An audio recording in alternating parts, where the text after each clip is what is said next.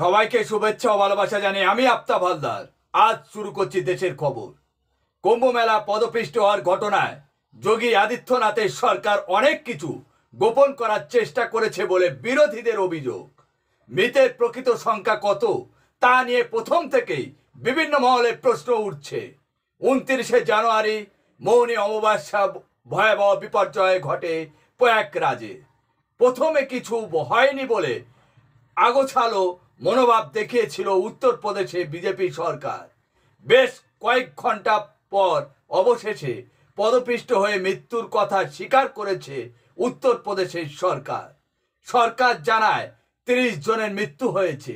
এরই মধ্যে গত বুধবার মুখ্যমন্ত্রী যোগী আদিত্যনাথ বিধানসভায় জানিয়েছেন ওই দিনের ঘটনায় মৃতের সংখ্যা বেড়ে দাঁড়িয়েছে 37 জন।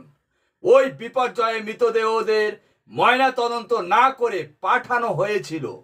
তা নিয়ে প্রবল সমালোচনার মুখে পড়তে হয়েছে যোগী সরকারকে।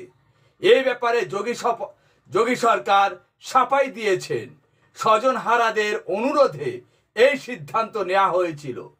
কুম্ভ মেলার অব্যবস্থা নিয়ে ইতিমধ্যেই সরব হয়েছে বিভিন্ন মহল। এ ব্যাপারে সরব হয়েছিলেন পশ্চিমবঙ্গের মুখ্যমন্ত্রী মমতা বন্দ্যোপাধ্যায়ও।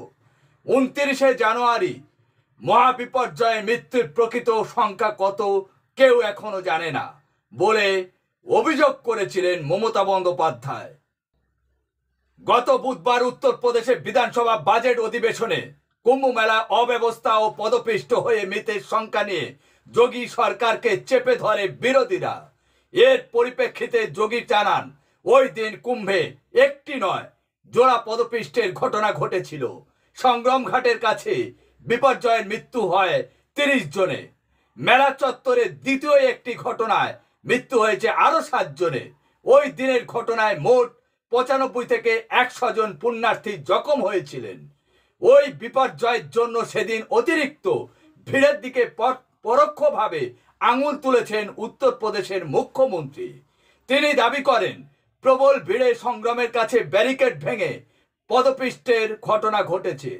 ময়না তদন্ত না করে কুম্ভে মৃতদেহ বাড়ি পাঠিয়ে দিয়েছিল যোগী সরকার, যার ফলে সমস্যায় পড়তে হয় স্বজনহারা পরিজনের।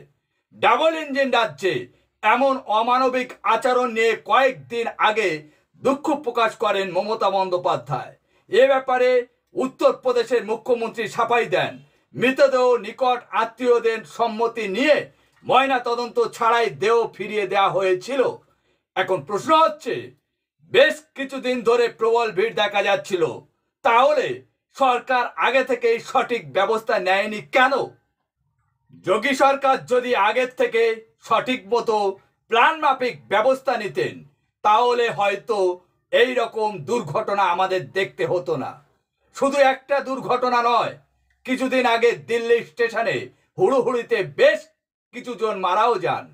বিজেপির নেতারা ধর্ম নিয়ে বড় বড় কথা বলেন, কিন্তু যারা ধর্ম পালন করতে যান তাদের ঠিক মতো পরিষেবা দিতে পারেন না।